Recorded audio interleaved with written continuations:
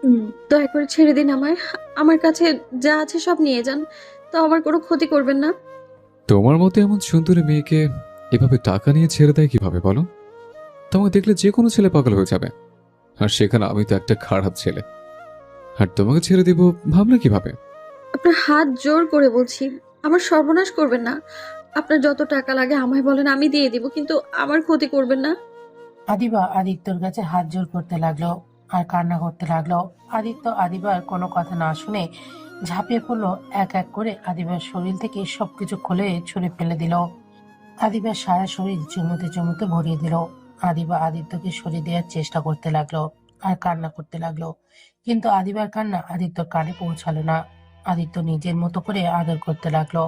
আদর করা শেষ করে আদিত্য আদিবার ব্যাগ থেকে টাকা, সাথে আদিবার গলা থেকে চেনটা টেনে নিয়ে নেয়। তারপর আদিত্য দৌড়ে আদিবাকে রেখে পালিয়ে গেল। আদিবা জোরে জোরে কান্না করতে লাগলো। হঠাৎ করে আদিবা কারোর ডাকাডাকির চোখ খুলে। আর ওর আম্মু বলে, আদিবা, এই আদিবা, আবার কান্না করছিস?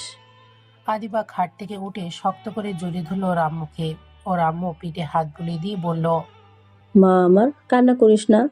এই জানোয়ারকে যদি কোনোদিন খুঁজে পাই, ওর এমন হাল করব না।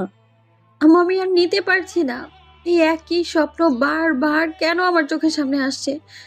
আমি তো ওই রাতটাকে ভুলে যেতে চাই, তাও কেন বারবার স্বপ্ন হয়ে আমাকে মনে করিয়ে দিচ্ছে? তুই এইটা নিয়ে বেশি ভাবিস, জন্য এমন হয়। তোকে কতবার বললাম এসব নিয়ে ভাবিস না, যা হবার হয়ে গেছে। তুই যে বেঁচে আছোস, এইটাই অনেক।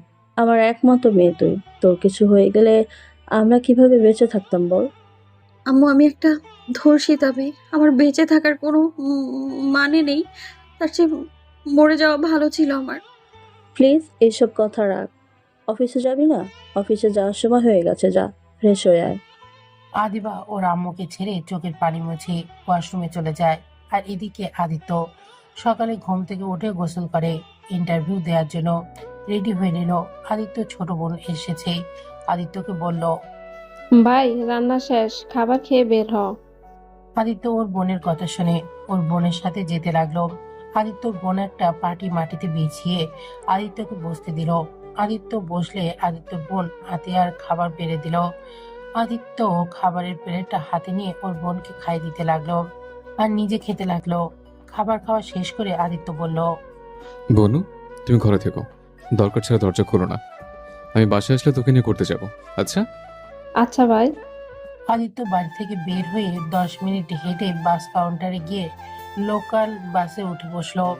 20 মিনিট পর বাস থেকে নেমে রিক্সা নিয়ে সোজা অফিসের সামনে গিয়ে নেমে তাড়াতাড়ি করে অফিসের ভেতরে ঢুকে পড়লো।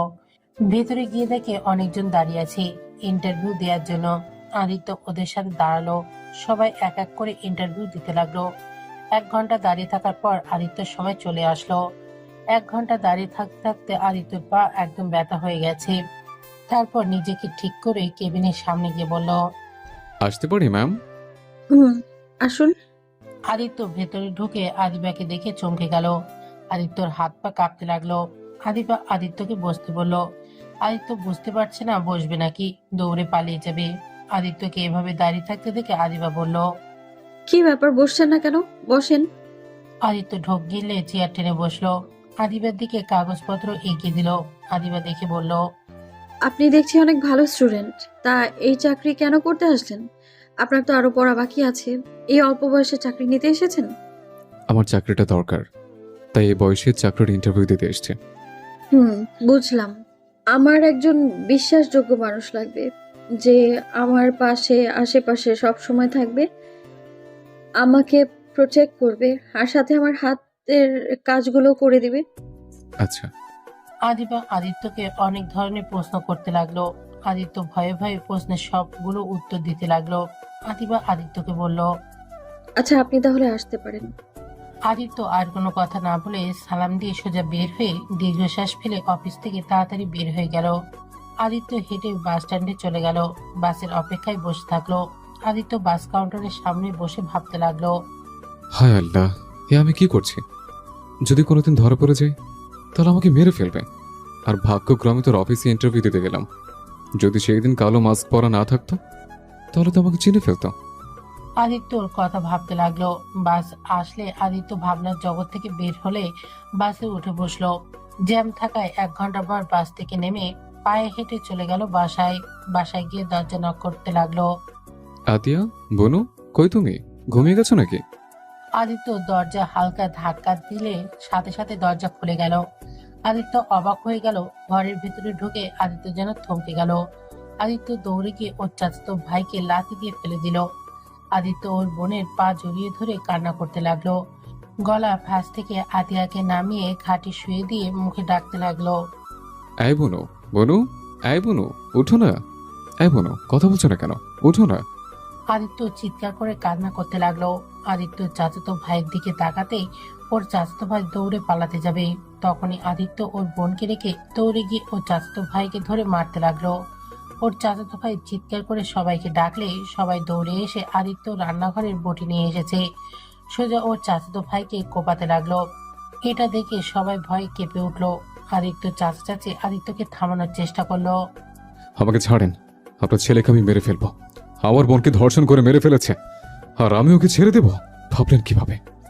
আদিত্য ওর চাচাতো ভাইকে আরেকবার কোপ দিতে যাবে, সাথে সাথে পুলিশ এসে আদিত্যকে ধরলো। আদিত্য চিৎকার করে কান্না করতে করতে বলল। স্যার, আমাকে ছেড়ে দিন, আমি ওকে মেরে ফেলবো।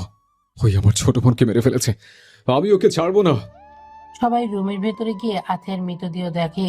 পুলিশরা আতিয়াকে আর আদিত্যকে নিয়ে চলে গেল। আর আদিত্য চাচাতো ভাইকে হসপিটালে পাঠিয়ে দিল। আদিত্য আতিয়ার লাশ ধরে চিৎকার করে কান্না করতে লাগলো। আর আতিয়াকে জড়িয়ে ধরে বলল। এই বোনু, ওঠো না। এইভাবে চোখ বন্ধ করে আছো কেন? বোনু, চোখ খোলো, চোখ খোলো দয়া করে। আমাকে ছেড়ে চলে যেতে পারো না। আদিত্য চিৎকার করে কান্না করতে লাগলো। 5 বছর পর আদিত্য জেল থেকে বের হয়ে চারিদিকে চোখ বুলিয়ে দেখতে লাগলো। আদিত্য সারা মুখে দাড়ি দিয়ে ভরে গেছে। আদিত্যকে চেনা যাচ্ছে না। আদিত্য জেলখানা থেকে সোজা বাড়িতে চলে গেল। বাড়ি গিয়ে দেখে ঘরের টিনগুলো জং ধরে গেছে। সারা বাড়ি জঙ্গল দিয়ে ভরে গেছে। আদিত্যকে দেখতে সবাই এসেছে। সবাই আদিত্যকে দেখে নানা ধরনের কথা বলতে লাগলো। আদিত্য দরজা খুলে ভেতরে ঢুকে দেখে মাকড়সার জাল দিয়ে রুম ঢেকে গেছে। আদিত্য মাকড়সার জালগুলো সরিয়ে আতিয়ার ছবিটা আলমারি থেকে বের করে হুড়হুড় করে কেঁদে উঠলো আর বলতে লাগলো। আমার জন্য আজ তোমাকে আমি হারিয়ে ফেললাম। কথা আছে না, অন্যের সাথে অন্যায় করলে নিজের সাথেও হয়। সেই দিন যদি আমি ওই ভুলটা না করতাম, আজ এমনটা হতো না। আমার পাপের শাস্তি তোকে পেতে হলো রে বোন। আমাকে তুই ক্ষমা করে দিস।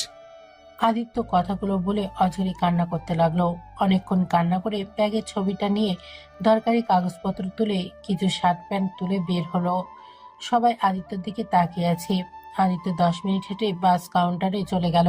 বাসে উঠে ঢাকা চলে আসলো। আদিত্যর অনেক ক্ষুধা লাগলে পকেট থেকে 20 টাকা বের করে কলা পাউরুটি কিনে খেতে লাগলো। খাওয়া শেষ করে আদিত্য ফোন বের করে একজনকে কল দিল। কল রিসিভ হলেই ওপাশ থেকে বলল। কে?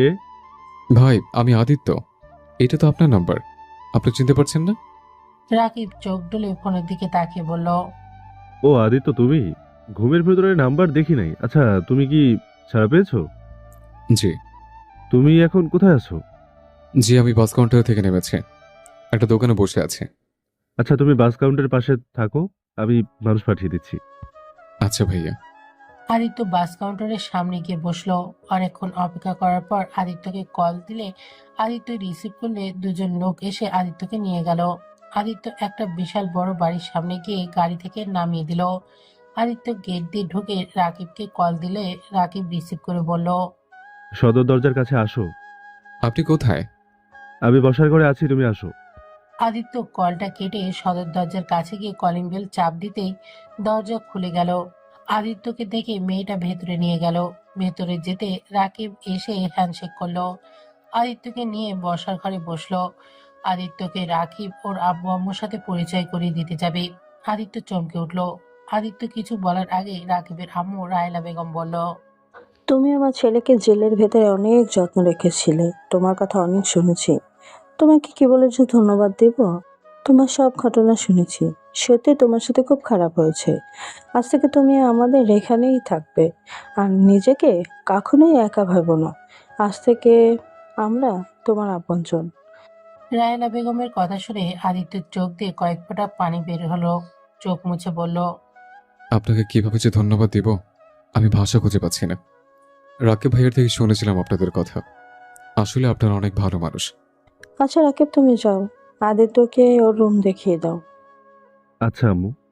আদিত্য রাকিবের সাথে যেতে লাগলো। আদিত্য পেছনে মুড়ে আরেকবার রাহেলা বেগম আর সাইফুল চৌধুরীকে দেখতে লাগলো। আদিত্যকে রুমে নিয়ে গেল। রাকিব বলল, রুম তোমার পছন্দ হয়েছে? ভাই আপনাকে যে কিভাবে ধন্যবাদ দিব আমি ভাষা খুঁজে পাচ্ছি না। আপনি আমাকে নিজের বাড়িতে থাকতে দিচ্ছেন। ভাই আমাকে কি এত বিশ্বাস করা ঠিক হচ্ছে? দেখ আদিত্য, আমার তোমাকে অনেক ভালো লেগেছে। আমি তোমায় বলেছিলাম তুমি আমার ছোট ভাই। তোমাকে আমি ছোট ভাইয়ের মতো ভালোবাসি। আমি তোমার সাথে 2 বছর থেকেছি। আমি এই 2 বছরের তোমাকে যতটা চিনেছি, তুমি মানুষটা অসাধারণ অসাধারণ। শুনো, ফ্রেশ হয়ে নাও, বাইরে বের হবো। তোমার মুখে কি অবস্থা হয়েছে? চুল কাটতে হবে, দাড়ি কাটতে হবে, পোশাক কিনতে হবে। একদম পাগল পাগল দেখা যাচ্ছে তোমায়। ভাইয়া আমার জন্য এত করতে হবে না। আপনি আমাকে থাকতে দিয়েছেন, এটাই আমার জন্য যথেষ্ট। আমাকে একটু একটা কাজ দিলে আর কিছু চাই না। এত কথা বলো না। 2 বছরে বুঝে গেছো আমার রাগ উঠে যায়, যার কারণে 2 বছর জেলও খাটতে হয়েছে। রাগের বসে নিজের গার্লফ্রেন্ডকে মেরে ফেলতে নিয়েছিলাম, আর তুমিও আবার রাগ তুলো না। আমি যা করি তাই চুপচাপ দেখে যাও। ভাইয়া এত রাগ কিন্তু ভালো না। আর আপনি তো আবুকে অনেক ভালোবাসেন, কেন যে মাথা গরম করে তাকে হারিয়ে ফেললেন? ভাই আবুর কোনো খোঁজ পাইছেন? হুম, এই লন্ডন থেকে দেশে আসবে 2 দিন পর। আবুর সাথে দেখা করবেন না? আবুকে ছাড়া কিভাবে থাকবেন? আবুকে বোঝানো লাগবে। সম্ভব না। ওই আমার নামও শুনতে পারে না, আর ওর সামনে যাওয়ার মুখ আমি রাখিনি। কিভাবে যাব ওর সামনে? আর আমি একটা সাইকো। আমার মতো সাইকোর সাথে কোন বাবা মেয়ে বিয়ে দিয়ে বিপদে পড়বে? ভাইয়া মানুষ মাত্রই ভুল, আর মানুষ সারা জীবন এক থাকে না। আবুকে বোঝাতে হবে। উনি নিশ্চয়ই আপনাকে ক্ষমা করে আপনার হয়ে যাবেন। জানি না। আচ্ছা তুমি যাও। আদিত্য শার্ট প্যান্ট নিয়ে ওয়াশরুমে গেল। আদিত্য ভ্যাবাচাকা খেয়ে যায়। আদিত্য বাইরে এসেছে বলল, ভাইয়া কল নাই, গোসল করবো কিভাবে? আরে কল নাই, ওয়েট, আমি দেখিয়ে দেই। রাকিব আদিত্যকে নিয়ে গিয়ে আদিত্যর সব দেখিয়ে দিল। আদিত্য কয়েকবার চেক করে দেখে নিল। রাকিবের চলে গেলে আদিত্য গোসল করে নিল। শার্ট প্যান্ট পরে বাইরে আসলে আয়নার সামনে দাঁড়িয়ে ভুরু কুঁচকে তাকিয়ে শার্ট প্যান্ট টানতে লাগলো। রাকিব দরজার কাছ থেকে দেখে হাসতে লাগলো। আদিত্য হাসির শব্দ শুনে পেছন ঘুরে তাকিয়ে লজ্জা পেয়ে গেল। রাকিব বলল, ওয়েট করো, আপাতত আমার শার্ট প্যান্ট পরে নাও। রাকিব ওর রুমে গিয়ে শার্ট প্যান্ট নিয়ে এসেছে। আদিত্যকে দিলে আদিত্য ওয়াশরুমে গিয়ে পরিবর্তন করে নিল। আদিত্যকে দেখে রাকিব বলল, বাহ, সুন্দর লাগছে। তুমি দেখি আমার থেকেও কিছুটা লম্বা আছো। তোমার পাশে গেলে সবাই তোকে বড় বলবে, আমাকে ছোট বলবে। রাকিব কথাগুলো বলে হাসতে লাগলো। আদিত্য মুচকি হাসলো। তারপর রাকিবের সাথে নিচে গেল। রাহেলা বেগম নিজের ছেলেকে হাসতে দেখে নিজের মুখে হাসি রেখা ফুটিয়ে উঠলো। মনে মনে ভাবতে লাগলো, আমার ছেলেটা এত সুন্দর করে হাসতে পারে, আমার জানাই ছিল না। সব সময় তো রাগ জিদ কঠোর কণ্ঠে কথা বলতো। এই ছেলেটা আমার ছেলেকে অনেক পরিবর্তন করে দিয়েছে। রাহেলা বেগমকে দেখে আদিত্য চুপ হয়ে গেল। রাকিব রাহেলা বেগমকে দেখে বলল, আম্মু দেখো, আদিত্য আমার শার্টও লাগে না, আমার থেকেও বেশি লম্বা। ওর সামনে আমাকে বাচ্চা মনে হচ্ছে, আর ওই আমার বড় ভাই মনে হচ্ছে। রাকিব কথাটা বলেই হাসতে লাগলো। রাহেলা বেগম হেসে বলল, হুম, আদিত্য তোমার বয়সে ছোট, কিন্তু ওর যতটা বুদ্ধি আছে তোমার তাও নেই। তুমি ছোট মানুষের মতো রাগ জিদ করো। আম্মু, আমি কিন্তু এখন অনেক ভালো হয়ে গেছি। সরি বাবা, ভুলে গেছে, মনে ছিল না আমার। কলিজার টুকরাটা যে ভালো হয়ে গেছে। রাকিব রাহেলা বেগমের কাছে গেল। রাহেলা বেগম রাকিবের কপালে চুমু দিল। আদিত্য রাকিব রাহেলা বেগমের ভালোবাসা দেখে নিজের অজান্তেই চোখের পানি চলে আসলো। আদিত্য পানি মুছে ফেললো।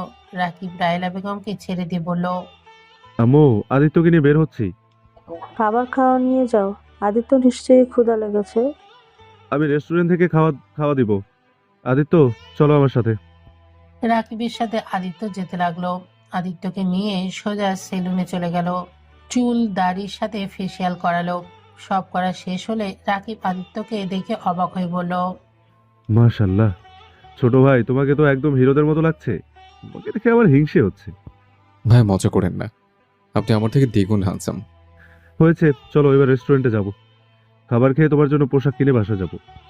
আদিত্য রাকিবের সেলুন থেকে বের হয়ে বাইকে উঠে পড়লো। দুজন মিলে রেস্টুরেন্টে চলে গেল। আদিত্য রেস্টুরেন্টে দেখে অবাক হয়ে গেল। দুজন একটা টেবিলের সামনে বসলো। আদিত্য রাকিবকে বলল, জানেন ভাইয়া, আমার ছোট বোনের অনেক স্বপ্ন ছিল এমন একটা রেস্টুরেন্টে এসে সে খাবার খাবে। আমি শুধু ওকে বলতাম আমি যখন জব পাবো তখন তোমাকে নিয়ে যাব। কিন্তু আজ দেখেন, আমার বোনটি আর আমার সাথে নাই, কবরে ঘুমিয়ে আছে, আর আমার কাছে কোনো কিছু বায়না করে না। আদিত্য কথাগুলো বলতে বলতে চোখে পানি ফেলতে লাগলো। রাকিব আদিত্যর হাতের উপর হাত রেখে বলল, কান্না করো না, ওর জন্য দোয়া করো। ওই যেন কবরে ভালো থাকতে পারে। কান্না করলে ওই অনেক কষ্ট পাবে। আদিত্য চোখ হাতে উল্টো পিঠ দিয়ে মুছতে মুছতে বলল, হ্যাঁ, আমি আর কান্না করব না। আমার জন্য আর আমার বোনের কষ্ট পাক, আমি এটাও চাই না। আদিত্য নিজেকে অনেক কষ্টে সামনে নিল। রাকিব আদিত্যের দিকে মেনু কার্ড এগিয়ে দিল।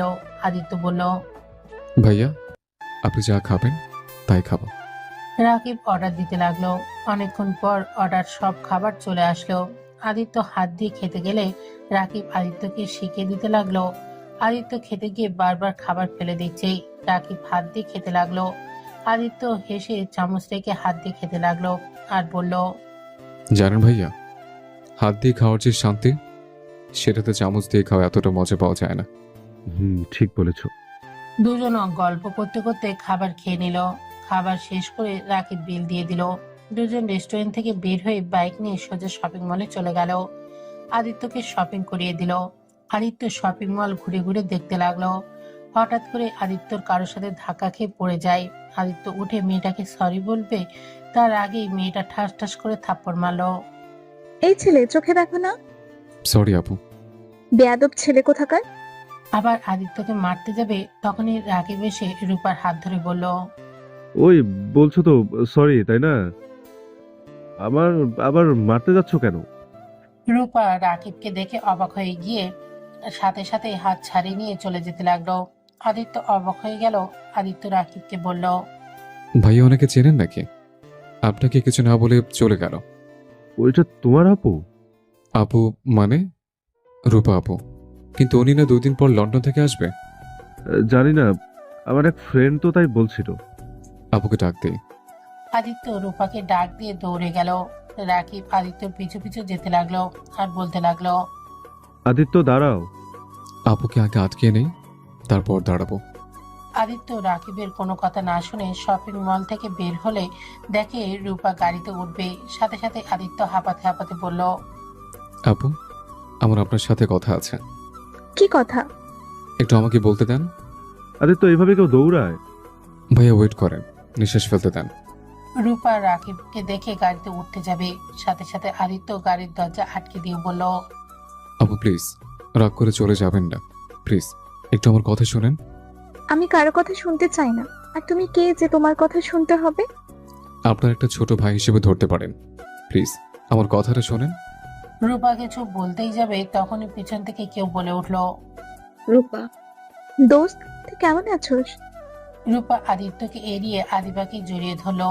আদিত্য পিছনে ঘুরে আদিবাকে দেখে ভয়ে হাত পা কাঁপতে লাগলো। আদিবা রূপাকে বলল, রূপা, তুই না 2 দিন পর আসবি? এখানে কি করছিস?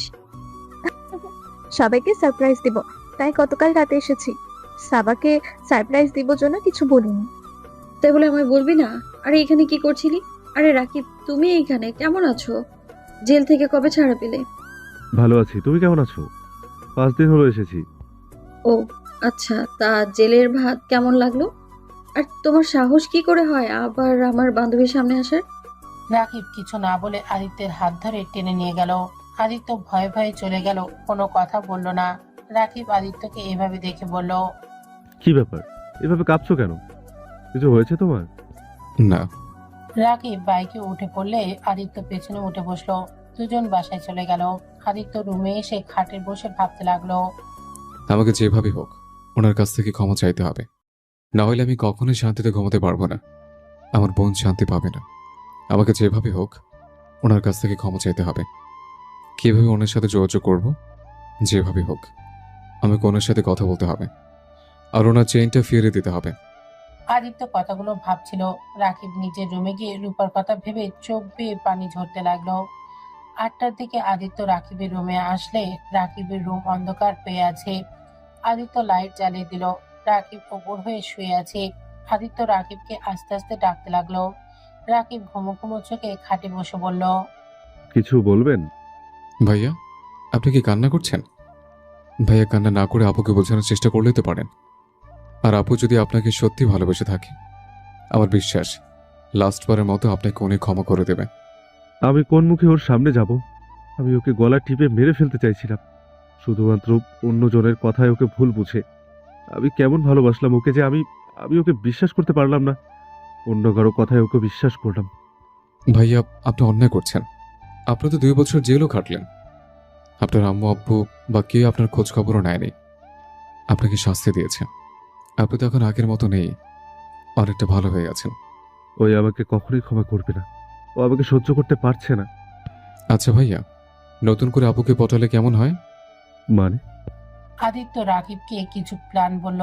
রাকিব শুনে ভ্রু কুঁচকে বলল, মুখে জুতা ছুঁড়ে মারবে? আরে, ট্রাই তো করতে পারেন। আচ্ছা। আচ্ছা ভাইয়া, একটা কথা বলার ছিল। বলো। আপুর সাথে যে একটা মেয়ে দেখলাম, উনি কে? আপনি কি চেনেন? চিনি। আমার আব্বুর আর রূপার আব্বুর বন্ধুর মেয়ে, আর রূপার বেস্ট ফ্রেন্ড। ও আচ্ছা, ওনার কি বিয়ে হয়ে গেছে? না, বিয়ে ঠিক হয়েছিল, কিন্তু আদিবা ধর্ষণের শিকার হয়েছিল, যার কারণে যার সাথে বিয়ে ঠিক হয় তারা বিয়ে ভেঙে দিয়ে চলে যায়। আর ধর্ষিতা মেয়েকে কেউ বিয়ে করতে চায় না। বিয়ে করতে চাইলে ওদের সম্পদের লোভে বিয়ে করতে আছে। এটা তো ভালো করে জানো। ধর্ষিতা মেয়েদের জীবন কতটা কঠিন হয়ে দাঁড়ায় সমাজের মানুষদের জন্য। আর শুনেছি ওর নাকি বিয়ে ঠিক হয়েছে। 4 দিন পরে মনে হয় বিয়ে, আমাদের দাওয়াত দিয়েছে। বাট আমি যাব না, আব্বু আম্মু যাবে। কেন যাবেন না? শোনেন, এটা ভালো সময়। রূপা আপু তো অবশ্যই ওনার বিয়েতে যাবে, তখন ওনাকে কাছে পাবো, ওনাকে ইমপ্রেস করতে সুবিধা হবে। তাই তো, কথাটা খারাপ বলো নাই। এই সুযোগ কাজে লাগাতে হবে। হুম, এখন মন খারাপ না করে হাসেন। আচ্ছা, তুমি বসো, আমি ওয়াশরুম থেকে আসছি। রাকিব ওয়াশরুমে চলে গেল। আদিত্য নিজের উপরে অনেক রাগ হতে লাগলো। মনে মনে ভাবতে লাগলো, আল্লাহ জানে আমার জন্য ওনাকে কত কি সহ্য করতে হয়েছে। ধর্ষিত মেয়েদের জীবনটা একদম সমাজের মানুষ নরক বানিয়ে ফেলে। হে আল্লাহ, আমি আর পারছি না। কিছু মিনিটের সুখের জন্য একটা লাইফ বরবাদ করে ফেলেছি। আমি কিভাবে ওনার থেকে ক্ষমা চাইব? কোন মুখ নিয়ে ওনার সামনে দাঁড়াবো? আদিত্য কথাগুলো ভাবতে লাগলো। আর রাকিব ওয়াশরুম থেকে ফ্রেশ হয়ে বের হয়ে আদিত্যকে বলল, চলো ছাদে যাই, রাতের ভিউটা অনেক সুন্দর লাগে। আচ্ছা, চলেন। আদিত্য রাকিবের সাথে ছাদে চলে গেল। ছাদে গিয়ে দুজন দোলনায় বসে থেকে আকাশের দিকে তাকিয়ে দেখতে লাগলো। আদিত্য রাকিবকে ডাক দিলে আদিত্য আর রাকিব নিচে চলে গেল। 4জন খাবার খেতে বসলো। আদিত্য খাবার খাচ্ছিল আর মাঝে মাঝে রাহেলা বেগম আর সাইফুল চৌধুরীর দিকে তাকিয়ে দেখতে লাগলো। বিষয়টা রাহেলা বেগমের চোখ পড়লো। রাহেলা বেগম খাবার মুখে দিতে দিতে বলল, আদিত্য, কিছু লাগবে? যা লাগে নিয়ে খাও। না আন্টি, কিছু লাগবে না। 4জন খাবার খাওয়া শেষ করে বসার ঘরে গিয়ে বসে গল্প করতে লাগলো। কথা বলার মাঝখানে আদিত্য বলে উঠল, আচ্ছা, রাকিব ভাই কি এলাকায়? তার কোনো ভাই বোন নাই? আদিত্যর কথা শুনে রাহেলা বেগম সাইফুল চৌধুরী থমকে গেল। রাহেলা বেগমের মুখ মলিন হয়ে গেল। আদিত্য তাদের মুখ দেখে বলল, আঙ্কেল, আন্টি, আমি কোনো ভুল প্রশ্ন করে ফেললাম, তাহলে সরি, আমাকে ক্ষমা করে দিন। আরে না, কোনো ভুল প্রশ্ন করো না। আমার দুইটাই সন্তান। আরেকজন কোথায়? জানি না। মানে? আমার ছোট সন্তান কোথায় আছে আমরা কেউ জানি না। বেঁচে আছে নাকি মারা গেছে কিছুই জানি না। কথাটা বলে রাহেলা বেগমের চোখে পানি টলমল করতে লাগলো। রাকিব রাহেলা বেগমের দিকে তাকিয়ে বলল, আম্মু আবার কান্না করছো? আমি তো আছি নাকি? এভাবে কান্না করলে আমার ভালো লাগে না কিন্তু।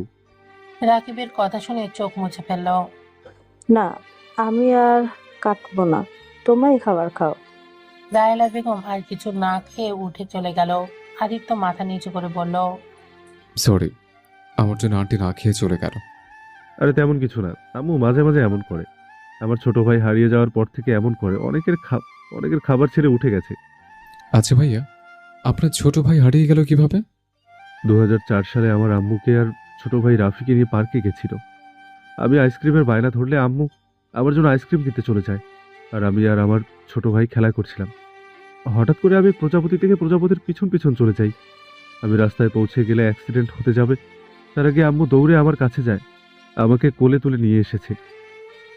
এসে দেখে আমার ছোট ভাই যেখানে রেখে গিয়েছিলাম ওইখানে নেই। শুধু আমার ছোট ভাই না, ওইখানে আরো ছোট 3টা বাচ্চা ছিল, ওদেরকেও খুঁজে পাই নাই। আজ 20 বছর হয়ে গেল, কাউকে এখন পর্যন্ত পাওয়া যায়নি। রাকিব কথাগুলো বলে এক পর্যায়ে কান্না করে দিল আর বলতে লাগলো, নিজের উপর খুব রাগ হয়। সেই কথা শোনার পর থেকে নিজের উপরে রাগ হতে থাকে, আস্তে আস্তে নিজের উপরে ঘৃণা ধরে যায়। এই ভেবে যে আমার জন্য আমার ছোট ভাইকে আমি হারিয়ে ফেলছি। সেদিন যদি বায়না না ধরতাম, তাহলে আজ আমার ভাই আমাদের সাথে থাকতো। এই একটা ভাবনা চিন্তা আমাকে কুড়ে কুড়ে খাচ্ছে। আমি নিজের রাগ অন্য কারো উপর খাটিয়ে ফেলি। ভাইয়া কান্না করো না, এখানে তোমার কোনো দোষ নাই। তুমি নিজেও তো ছোট ছিলে, তখন কিডন্যাপারদের সাথে তুমি পারতে না। ওরা হয়তো তোমার ভাইয়ের সাথে তোমাকে তুলে নিয়ে যাইতো। আমি জানি না, কিন্তু আমাকে নিয়ে গেলে তাও নিজের কাছে অপরাধী মনে হতো না। তিলে তিলে এইভাবে শেষ হয়ে যেতে হতো না। আদিত্য রাকিবকে সান্ত্বনা দিতে লাগলো, সাথে সাইফুল চৌধুরী দিতে লাগলো। রাকিব ওর আব্বুকে জড়িয়ে ধরে কান্না করতে লাগলো। আদিত্য একটা প্লেট খাবার বেড়ে রাহেলা বেগমের রুমের দিকে যেতে লাগলো। রাকিব আর সাইফুল চৌধুরী অবাক হয়ে গেল। আদিত্য রাহেলা বেগমের রুমে গিয়ে বলল, আন্টি, আর তো কিছু বলবে? আদিত্য রাহেলা বেগমের কাছে গিয়ে বসে চোখের পানি মুছে দিয়ে খাবারের লোকমা মুখে তুলে দিয়ে বলল, আন্টি কান্না করবেন না। আজ থেকে আমি আপনার ছোট ছেলে। আপনি মোটেও ভাবেন না আপনার ছোট ছেলে হারিয়ে গেছে। আদিত্যের কথা শুনে রাহেলা বেগম আরো ইমোশনাল হয়ে আদিত্যকে জড়িয়ে ধরল। আদিত্যর কপালে চুমু দিল। আদিত্য রাহেলা বেগমকে খাবার খাইয়ে দিল। দুজনের ভেতরে ভালো একটা সম্পর্ক হয়ে গেল। 4 দিন পর ভাইয়া ওঠেন, আম্মা আব্বু ডাকছে। তাড়াতাড়ি উঠে বিয়ে বাড়িতে যেতে হবে। আমাকে ঘুমাতে দাও, পরে যাবো, এখন যাব না। ভাইয়া আমাদের কাছে কি ভুলে গেছেন? রূপাপুকে ইমপ্রেস করতে হবে তো। আদিত্যর কথা শুনে রাকিব লাফ দিয়ে উঠে তাড়াতাড়ি ফ্রেশ হতে চলে গেল। রাকিব তাড়াতাড়ি করে রেডি হয়ে নিল। রাকিব আদিত্য একসাথে নিচে গেল। রাহেলা বেগম বলল, মাশাআল্লাহ, আমার ছেলে দুটাকে পাঞ্জাবিতে অনেক সুন্দর লাগছে, কারণ নজর না লাগে। রাহেলার কথা শুনে 4 জন হেসে উঠল।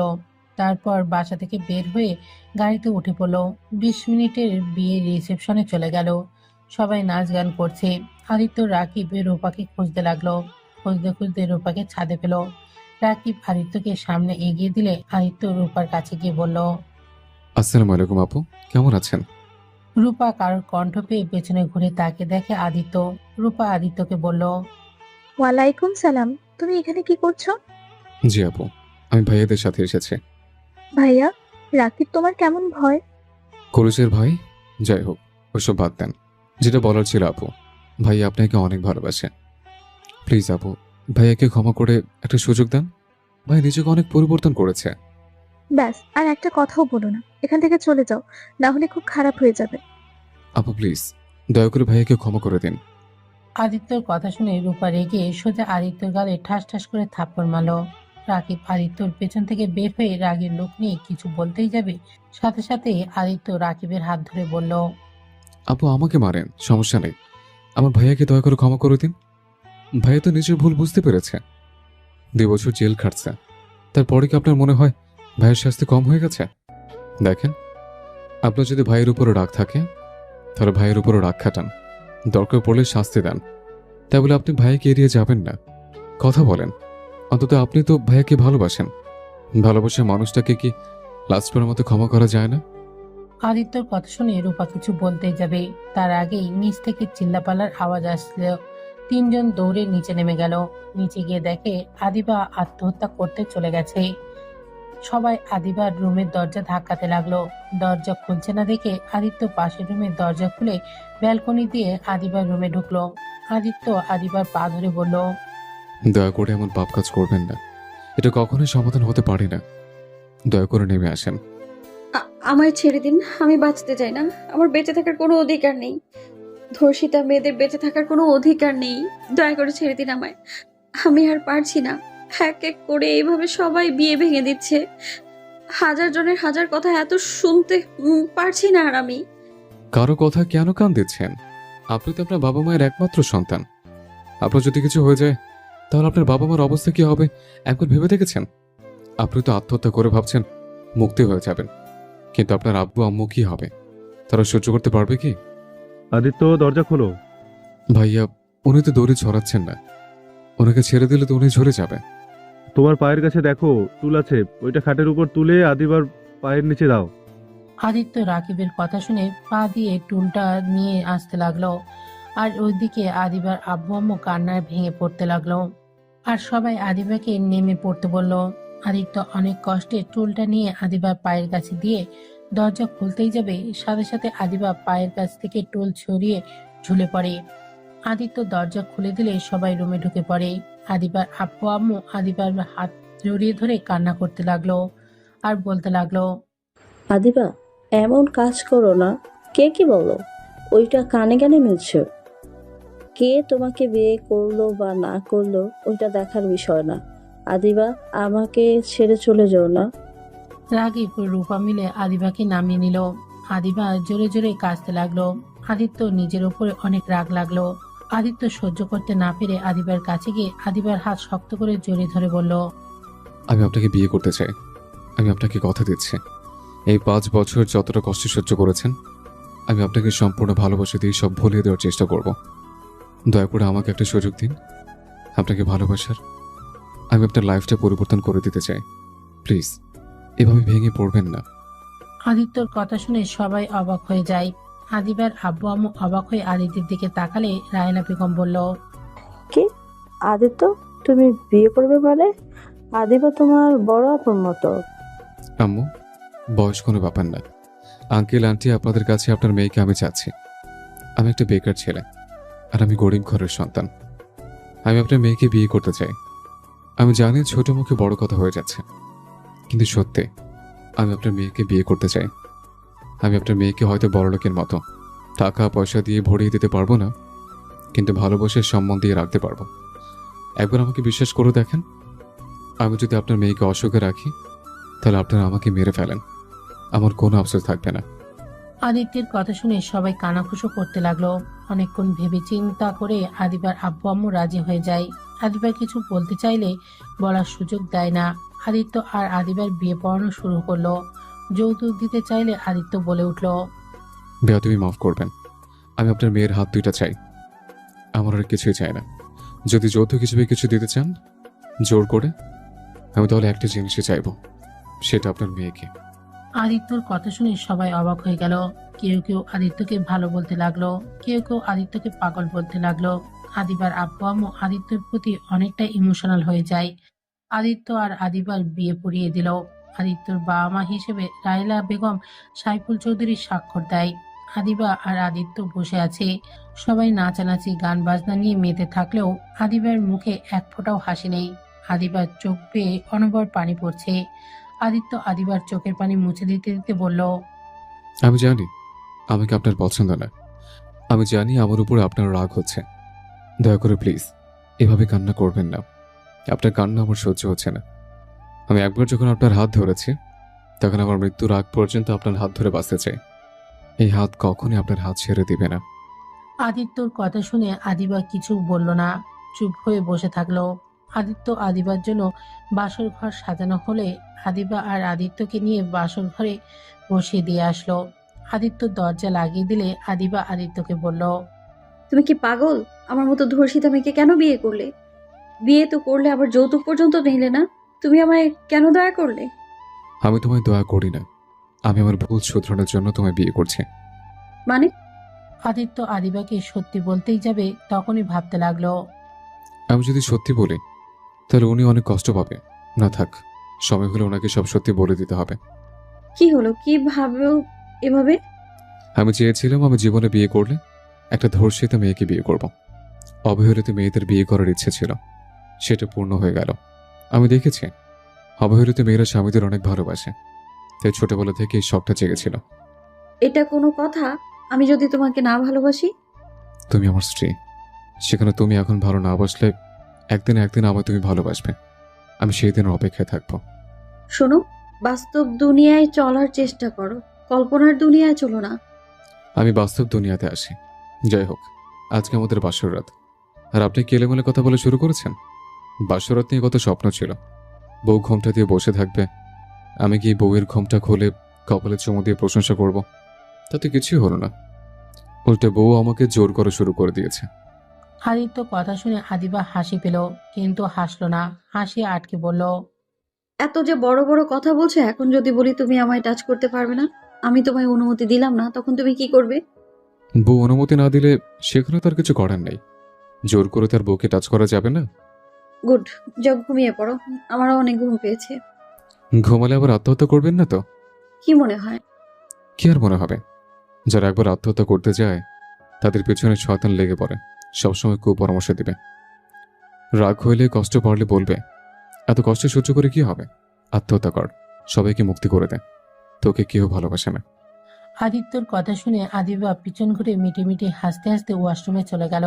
আদিত্য বিছানার উপর বসে নিচের দিকে তাকিয়ে থেকে মনে মনে ভাবতে লাগলো। আপনার মুখে আমি হাসি ফোটাবো, আমার জন্য আপনার মুখের হাসি চলে গেছে। আমি আপনাকে আগের মতো স্বাভাবিক করে দেব, যেভাবে হোক আপনাকে আমার ভালো রাখতে হবে। আদিত্যর পকেট থেকে ওর বোনের ছবি বের করে বুকে জড়িয়ে চোখের পানি ফেলতে লাগলো আর ভাবতে লাগলো। বোন রে, তোমাকে যে আমি খুব মিস করেছি। বোন, তুমি কি দেখতে পাচ্ছ? আমি আমার ভুল শোধরানোর জন্য ওনাকে বিয়ে করেছি। আমি জানি না উনি যখন সত্যিটা জানতে পারবে আমাকে ক্ষমা করে দিবে কিনা। ওয়াশরুমের দরজা খোলার শব্দ পেয়ে আদিত্যর সাথে সাথে চোখ মুছে ছবিটা পকেটে রেখে দিল। আদিবা আদিত্যকে দেখে বলল, আচ্ছা, একটা কথা বলো তো, জি বলেন। তোমার কণ্ঠটা কেমন যেন চেনা চেনা লাগে, কোথায় যেন শুনেছি। আর তোমাকে কি আগে আমি দেখেছি কোথাও? আদিত্য আদিবার কথা শুনে ভয় পেয়ে গেল, ঢোক গিলতে লাগলো। আদিবা ভুরু কুচকে তাকে বলল, কি হলো, কথা বলছো না কেন? ইয়া মানে, হ্যাঁ, আমাকে তুমি আগে দেখছো। আমি তোমার অফিসে ইন্টারভিউ দিতে এসেছিলাম 5 বছর আগে, এর জন্য হয়তো আমার কণ্ঠ চেনা চেনা লাগছে। ও আচ্ছা, আমার ঠিক মনে পড়ছে না, হয়তো হতে পারে 5 বছর আগের কথা, তাই খেয়াল নেই হয়তো। ও আচ্ছা। আচ্ছা, যাও ফ্রেশ হয়ে নাও। আদিত্য ওয়াশরুমে চলে গেল। আদিবা খাটের একপাশে শুয়ে ভাবতে লাগলো। এই ছেলেটা আমায় কেন বিয়ে করলো? আমার অফিসে একবার ইন্টারভিউ দিতে এসেছে, আবার সম্পদের লোভ থাকলে যৌতুকও নিল না। কিছু তো বুঝতেই পারছি না, ওর মাথায় কি চলছে? নাকি আল্লাহর কাছে একটা ভালো স্বামী চেয়েছিলাম, এজন্য কি আমার জন্য ওকে পাঠিয়েছে? আদিবা ভাবতে ভাবতে ঘুমিয়ে পড়লো। আদিত্য ওয়াশরুম থেকে বের হয়ে পাঞ্জাবিটা খুলে স্যান্ডো গেঞ্জি পরে শুয়ে পড়লো। আদিবার দিকে কিছুক্ষণ তাকিয়ে থেকে লাইটটা অফ করে ঘুমিয়ে পড়লো। সকালে ঘুম ভাঙলে দেখতে পায় আদিবা ওর বুকের ওপর মাথা দিয়ে শুয়ে আছে। আদিত্য একটু নড়ে ওঠে, আদিবার ঘুম ভেঙে যায়। আদিবার চোখ খুললে আদিত্য চোখ বন্ধ করে ফেলে। আদিবা নিজেকে আদিত্যর বুকে দেখে লজ্জা পেয়ে গেল, সাথে সাথে উঠে পড়লো। আদিত্যর দিকে তাকিয়ে মনে মনে ভাবতে লাগলো। মাশাআল্লাহ, আমার বরটাকে কত সুন্দর লাগছে। আচ্ছা, একটা ছোট বাচ্চাদের মতো ঘুমাচ্ছে ছেলেটা। আল্লাহর কাছে হাজার হাজার শুকরিয়া, কিন্তু আল্লাহ আপনিই ভালো জানেন ওর মনের ভিতর কি আছে। আদিবা আদিত্যর দিকে তাকিয়ে কথাগুলো ভাবছিল। আদিত্য চোখ খুলে দেখে আদিবা তাকিয়ে আছে। আদিত্য আবার চোখ বন্ধ করে নিল। আদিবা ভ্রু কুঁচকে তাকিয়ে বলল, তার মানে তুমি ইচ্ছে করে নিজের বুকের সাথে জড়িয়ে ধরেছিলে আমায়, ঘুমের ভেতর পেয়ে আমার সাথে? ছি! আদিবার কথা শুনে আদিত্য লাফ দিয়ে উঠে ভয় ভয় বলল, বিশ্বাস করো, আমি কিছু করি নাই, আল্লাহর কসম। আমি তুমি ইচ্ছে করে বুকে টেনে নেই নাই। আমি তো ঘুমিয়ে গেছিলাম। ঘুম ভাঙলে দেখি তুমি শুয়ে আছো আমাকে জড়িয়ে ধরে। তোমাকে নড়তে দেখে ভয়ে চোখ বন্ধ করে নিয়েছিলাম, যাতে তুমি আমায় ভুল বুঝতে না পারো। ওকে, বিশ্বাস করলাম। তুমি ভুলেও ঘুমের ভেতর আমায় টাচ করবে না, চেষ্টা করবে না, তাহলে কিন্তু খবর আছে তোমার, বলে দিলাম। আদিবা কথাটা বলে খাট থেকে নেমে মিটিমিটি হাসতে লাগলো আর মনে মনে বলতে লাগলো। বরটা কি ভয় পেয়ে গেছে? মুখটা দেখার মতো ছিল। আদিবা ওয়াশরুমে চলে গেল। আদিত্য খাটের উপরে বসে পড়লো। আদিবা গোসল করে আসলো। আদিবা তোয়াল পেঁচিয়ে আসলে আদিত্য সাথে সাথে চোখ সরিয়ে নিল। আদিবা ড্রেসিং টেবিলের সামনে গিয়ে হেয়ার ড্রাই দিয়ে চুল শোকাতে লাগলো। আদিত্য আর চোখে তাকিয়ে দেখতে লাগলো। আদিবা আয়নায় আদিত্যকে আর চোখে তাকাতে দেখে মিটিমিটি করে হাসতে লাগলো আর ভাবতে লাগলো। দেখবো কি করে, কতক্ষণ নিজেকে কন্ট্রোল করে রাখো। আমার অনুমতি ছাড়া কতক্ষণ নিজেকে ধরে রাখতে পারো, সেটাই দেখবো আমি। আদিবা চুল শুকিয়ে আদিত্যর দিকে তাকিয়ে ভ্রু কুঁচকে বলল। এভাবে কি দেখছো? আদিবার কথা শুনে আদিত্য থতমত খেয়ে গেল। আদিত্য তোতলাতে তোতলাতে বলল। কই কি দেখছি? আমি তো দেখলাম তুমি আমার দিকে তাকিয়েছিলে। হ্যাঁ, তাকাইছি। তো কি হয়েছে? আমি তো আর আপনাকে ধরিনি। আর আপনি এভাবে একটা ছেলে মানুষের সামনে থাকলে যে কোনো ছেলের আদর করতে ইচ্ছে করবে। আদিত্য কথাটা বলেই সাথে সাথে মুখ চেপে ধরলো। আদিবা ভ্রু কুঁচকে তাকাতে আদিত্য দৌড়ে ওয়াশরুমে চলে গেল। আদিত্যকে দৌড়ে যেতে দেখে হাসতে লাগলো। হাসি থামিয়ে শাড়ি পরতে লাগলো। আদিত্য ওয়াশরুম থেকে বের হয়ে দেখে আদিবা শাড়ির কুচি সামলাতে পারছে না। আদিত্য গিয়ে আদিবার কুচি ধরে ঠিক করে দিতে লাগলো। আদিবা মুচকে হাসি দিল। আদিত্য বসা থেকে উঠতেই আদিবা হাসি থামিয়ে গম্ভীর গলায় বলল। কি ব্যাপার, তুমি গোসল না করে সবাইকে বোঝাতে চাও নাকি যে আমি তোমায় আমার কাছে আসতে দিইনি? আমার কোনো পোশাক নিয়ে আসে নাই। কে জানতো আপনার বিয়ে খেতে এসছে? আপনাকে বিয়ে করে ফেলবো। আপনি গোসল করেন যান। আমি অলরেডি আপনার জন্য শার্ট প্যান্ট অর্ডার করে দিয়েছি। এখন লাগবে কিনা সেটা চেক করতে হবে। রাকিবের মাপে কি আপনার হয়? তুমি আবার আমার সাথে তাল মিলিয়ে আপনি করছো কেন? রাকিব ভাইয়ের মাপ তুমি জানো কিভাবে? তুমি আপনি বলবে আর আমি বললে দোষ? আর রাকিব আমার বেস্ট ওর বয়ফ্রেন্ড। মাঝে মাঝে ওর জন্য শার্ট প্যান্ট কিনতে গিয়েছি, তাই সেখান থেকেই আমার মুখস্থ আছে। ও আচ্ছা। হুম, যাও এখন গোসল করে আসো। ওই তো পার্সেল মনে হয় চলে এসেছে। আদিত্য ওয়াশরুমে চলে গেল। আদিবার দরজা খুলে দেখে রাকিব রূপা দাঁড়িয়ে আছে। রাকিব আদিবার দিকে তাকিয়ে বলল। তোকে কি বলবো রে? তোর যেটা মনে চায় ওইটাই ডাক। তোরা দুজন একসাথে কাহিনী কি? তোর পার্সেল দিতে এসেছিলাম। এখানে আবার এইটা কেন এসেছে আমি কি জানি। আমার ছোট ভাইয়ের সাথে দেখা করতে আসছি। আচ্ছা দুজন বস। রাকিব খাটে বসলে রূপা পার্সেল দিতে দিতে রাকিবের কোলে বসে পড়ে। আদিবা হাসতে লাগলে রূপার সাথে সাথে কোল থেকে নেমে রাকিবকে মারতে গেল। রাকিব রূপাকে ধরে বলল। আরে আমি কি ইচ্ছে করে তোমাকে কোলে বসিয়েছি নাকি? তুমি নিজেই তো আমার কোলে বসেছো। তুই দেখলি আমি বসছি, তাহলে তুই সরে গেলি না কেন? আরে ভাবার কই সুযোগ দিলে যে সয়ে যাবো নাকি থাকবো? দুজন থাম। আদিত্য তোয়ালে পরে ওয়াশরুম থেকে বের হয়ে দেখে রাকিব আর রূপা। আদিত্যর দিকে তাকিয়ে রূপা বলল। বা দিবা, তোর জামাইটা কত কিউট রে। কথাটা বলে লজ্জা মুখ বানালো। আদিবা রেগে আদিত্যর দিকে পার্সেল ছুঁড়ে মেরে বলল। নিজের শরীর সবাইকে দেখানোর খুব ইচ্ছে জাগে, তাই না? যাও ভেতর যাও, তত্ত্ব সব। আদিত্য পার্সেলটা নিয়ে ওয়াশরুমে চলে গেল। আদিবাকে রেগে যেতে দেখে রূপা হাসতে হাসতে বলল। বাবা, বান্ধবী দেখি জামাই থেকে কারো নজর দিতে দিবে না। দোস্ত, আর কাউকে জামাইয়ের ভাগ দিস বা না দিস, আমাকে দিস তাহলে চলবে। রূপার রাগ তুলিস না তো আমার। আমার জামাইয়ের দিকে নজর দিলে খবর আছে তোর। তোর বয়ফ্রেন্ডের দিকে আমি কোনোদিন নজর দিয়েছি? দেখ নাই, ওটা তোর ভুল। তাই বলে আমি যে দিব না এটা তো হতে পারে না। রূপা বাজে কথা বলবে না। আদিত্য তোমার দেবর হবে, তাই ওকে নিয়ে মজা করা বন্ধ করো। কিসের দেবর? ওই আমার জামাই হবে। রাকিব রেগে যেতে লাগলো, সাথে আদিবাও রেগে গেল। দুজনকে রাখতে দেখে রূপা মনে মনে অনেক হাসতে লাগলো। আদিত্য ওয়াশরুম থেকে বের হয়ে দেখে রাকিব রেগে আছে। আদিত্য তাড়াতাড়ি করে গিয়ে রাকিবকে ধরে বলল। ভাইয়া, কি হয়েছে? এত রাগ করছো কেন? ভাইয়া তোমাকে না বললাম মাথা ঠান্ডা রাখতে? আদিত্যকে রাকিব ধাক্কা দিয়ে সরিয়ে দিয়ে বলল। তুমি আর একটা কথাও বলবে না। আমার ভালোবাসাকে তুমি নিয়ে নিচ্ছ। এই কয়েকদিনে আমার আব্বু আম্মুর মনে অনেকখানি জায়গা করে নিয়েছো। আবার আমার ভালোবাসার মানুষটার দিকে নজর দিচ্ছ।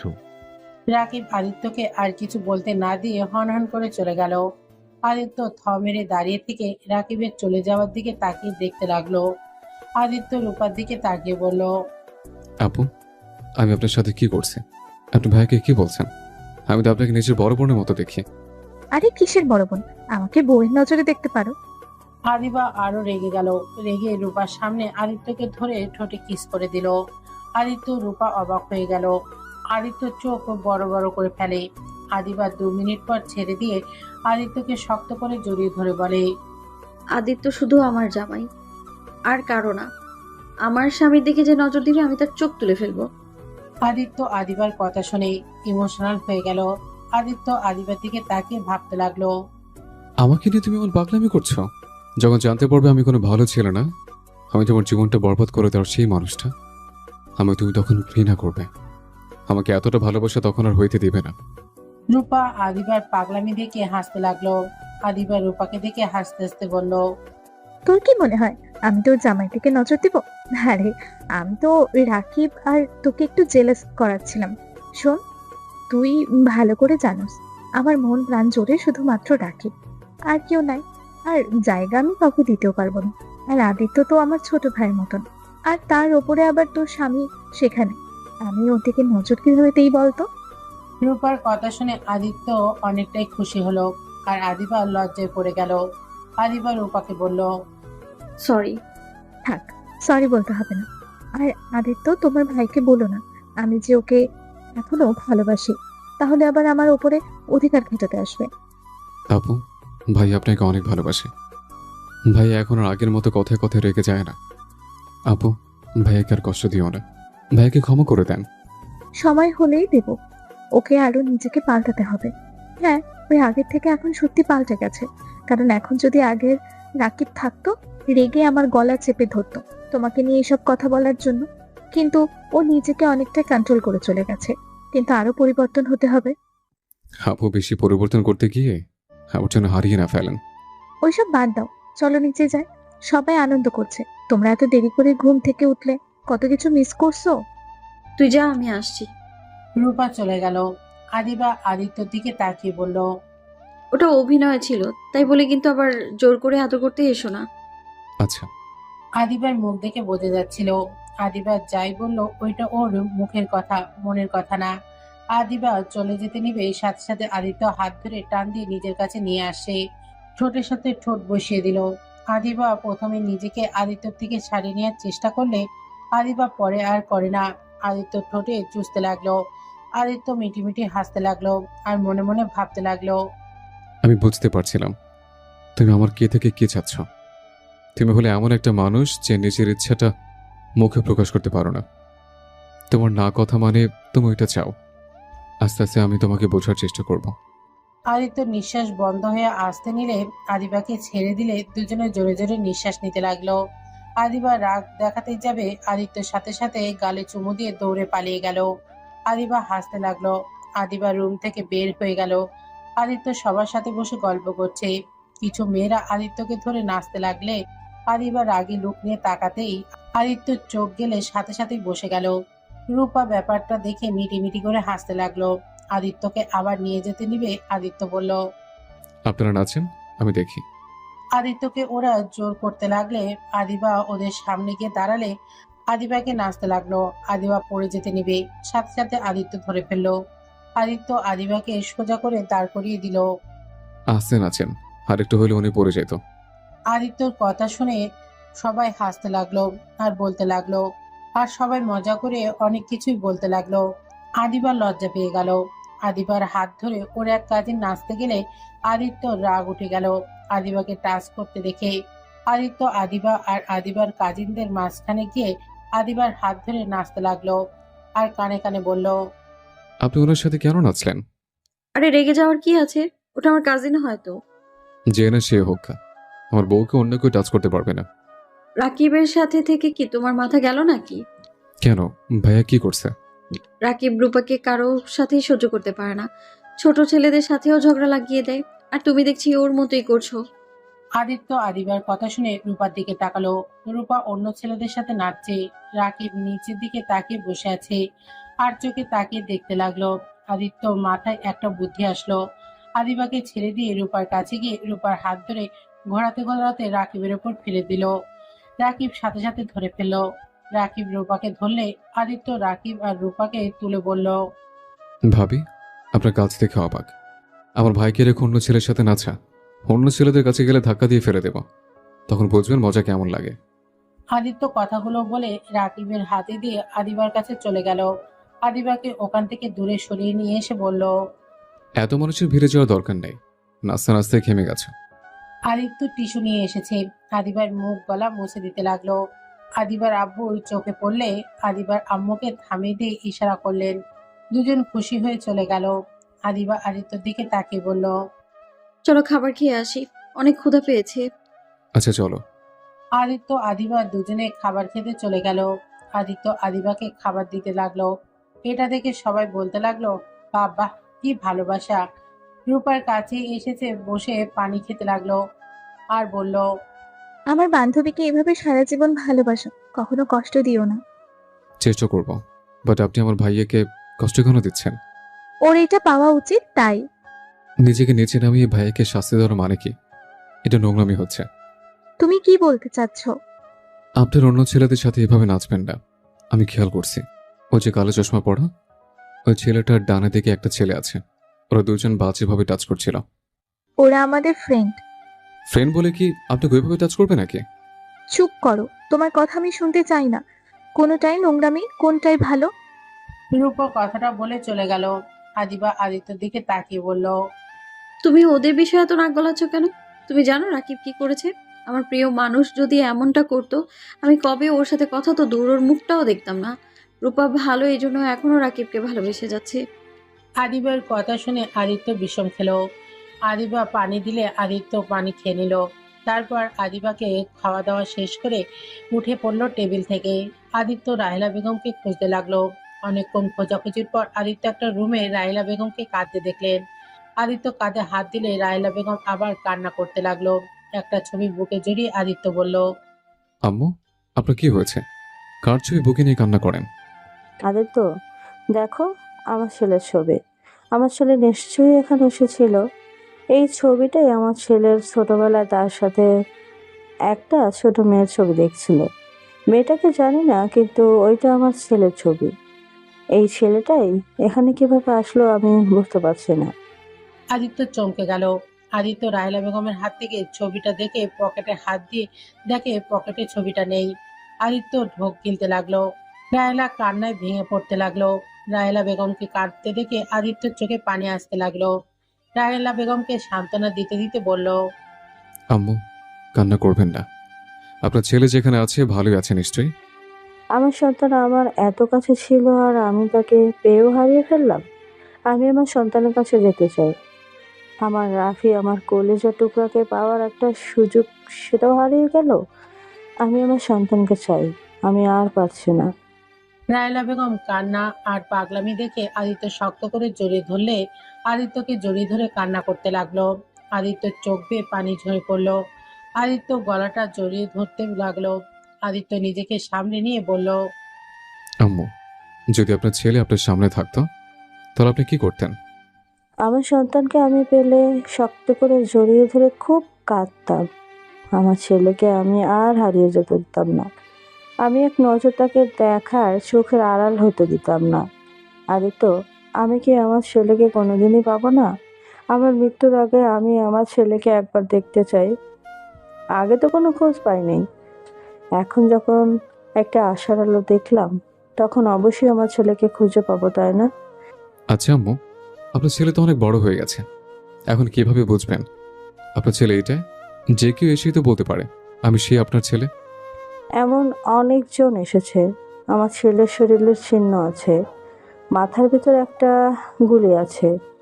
আদিত্য দরজাটা লাগিয়ে দিল। রায়লা বেগম অবাক হয়ে গেল। আদিত্যকে বলল, কে করছো আদিত্য? আদিত্য কোনো কথা না বলে শার্ট খুলে ফেললো। পেছন দিকে ঘুরে দাঁড়ালেই রায়লা বেগম অবাক হয়ে যায়। আদিত্য বলল, আম্মু, চেনা কোনো কিছু দেখতে পারছেন? ওয়েট, মাথার ভিতরে কিছু দেখায়। আদিত্য চুলগুলো বিলি কেটে ও রাহেলা বেগমের পাশে বসে দেখালে রাহেলা বেগম আদিত্যকে শক্ত করে বুকের সাথে জড়িয়ে ধরে কান্না করতে করতে বলল, আমার কলেজের টুকরা, তুই আমার রাফি। আগে কেন বলস নাই? এতদিন কোথায় ছিলি? আদিত্য সারা মুখে চুমু দিতে লাগলো। আদিত্য ওর আম্মুকে জড়িয়ে ধরে কান্না করতে লাগলো আর বলতে লাগলো, কি বলতাম? আমি যদি আপনাদের বলতাম আমি আপনাদের সন্তান, তাহলে আপনারা কি বিশ্বাস করতেন?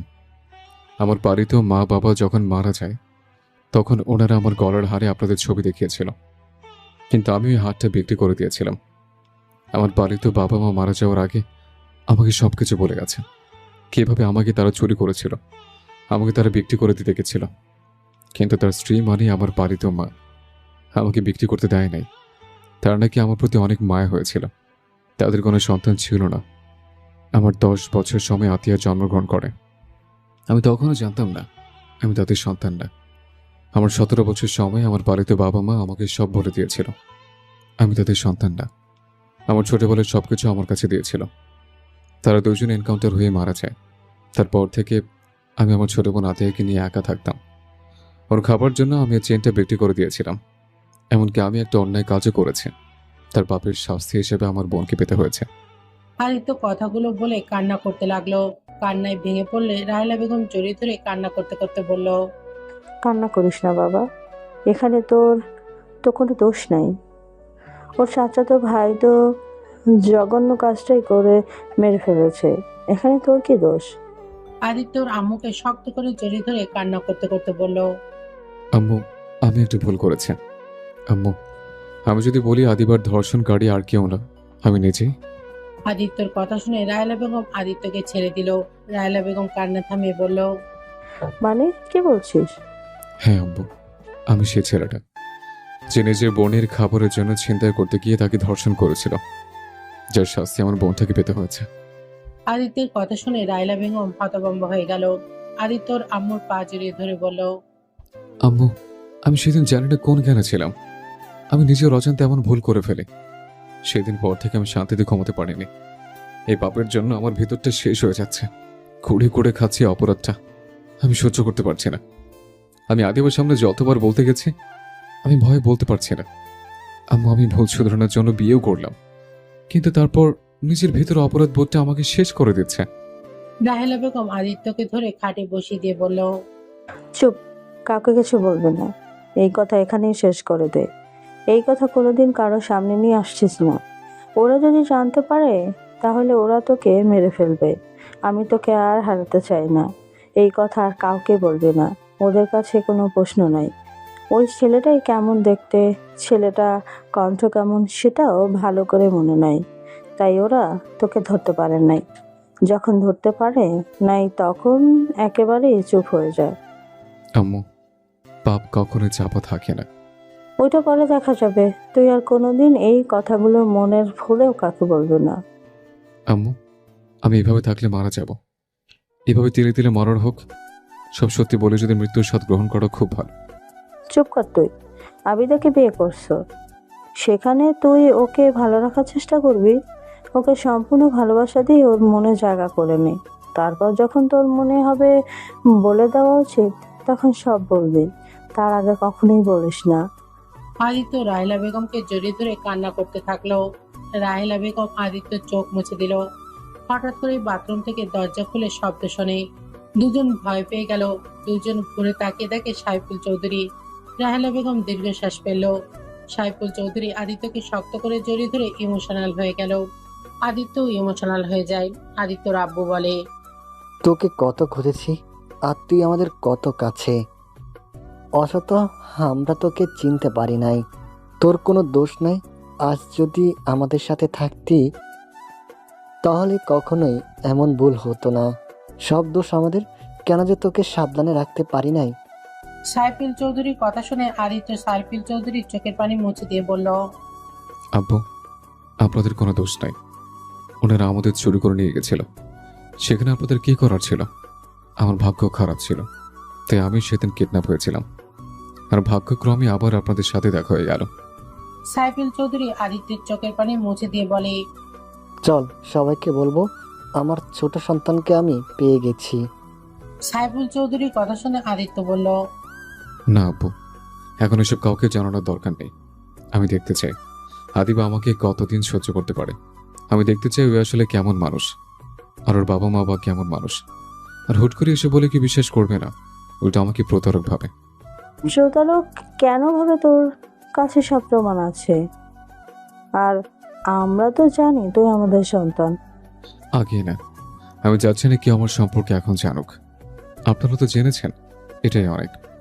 অন্তত আর আমাকে নিয়ে টেনশন করবেন না। আদিত্য রাহেলা বেগম ও সাইফুল চৌধুরীকে বোঝাতে লাগলো। দুজন বুঝলো। আদিত্য দরজা খুলে চলে গেল।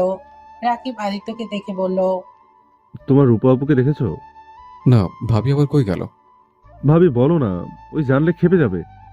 যাক্কা, আমার তো ভাবি হবে, তাই না? না করছি, করবে না। আচ্ছা চলো ভাইয়া, অনেকে খুঁজে। আদিত্য রাকিব রূপাকে খুঁজতে লাগলো। অনেক জায়গায় খুঁজে কোথাও খুঁজে পেল না। আদিত্য রাকিবকে বলল, ভাই, আমার মনে হয় আমাদের রুমে আছে, আর না হয় বাসায় চলে গেছে। বাসা যাই নাই, ওর আব্বু আম্মু এখানে আছে। তাহলে আমাদের রুমে গিয়ে দেখি। আদিত্য রাকিব দুজনের রুমের সামনে গিয়ে দরজা নক করলে রূপা এসেছে, দরজা খুলে দেয়। আদিত্য রূপাকে দেখে টান দিয়ে রাকিবের হাতে তুলে দিয়ে বলল, জান, আমার বউয়ের সাথে সারাদিন কি করেন?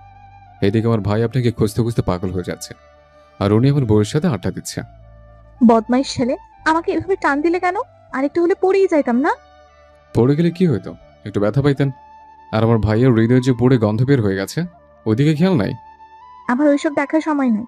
আমি তোমার ভাইকে চিনি না। ধুর, চেনেন না জানেন না, ওটা শুনে লাভ নেই। আমি আমার বউয়ের কাছে গেলাম। আদিত্য কথাটি বলে দরজা লাগিয়ে দিল ওদের মুখের উপরে। রূপা দরজা ধাক্কাতে লাগলো।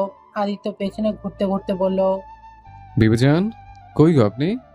কথাটা বলে পেছনে ঘুরে হা হয়ে গেল।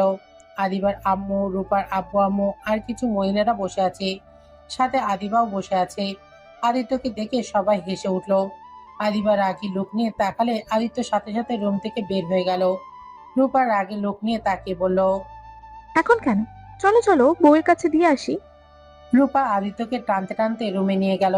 আদিত্য রূপাকে বলল, আপু, আমাকে ছাড়েন, আমাকে যেতে দেন। কেন যেতে দিব? আমাকে বের করে না বউয়ের কাছে যেতে চাইলে? চলো বউয়ের কাছে নিয়ে যাই। রূপা, ওকে ছাড়। ছাড়বো না। কত লজ্জা পেতে পারে, আমি সেটাই দেখবো। আমার মুখের সামনে দরজা লাগিয়ে দিয়েছে, আমি যে ওর বড় বোনের মতো, তারপরও লজ্জা শরম নাই? আদিত্য লজ্জায় মাথা নিচু করে ফেলল। আদিবার আম্মু বলে উঠল, রূপা, আদিত্য কিন্তু তোমার সম্পর্কে সমান আছে। ওই তোমার বান্ধবীর জামাই, তার মানে তোমার সাথে সেই মজা করতে পারে। থ্যাংক ইউ শাশুড়ি আম্মু।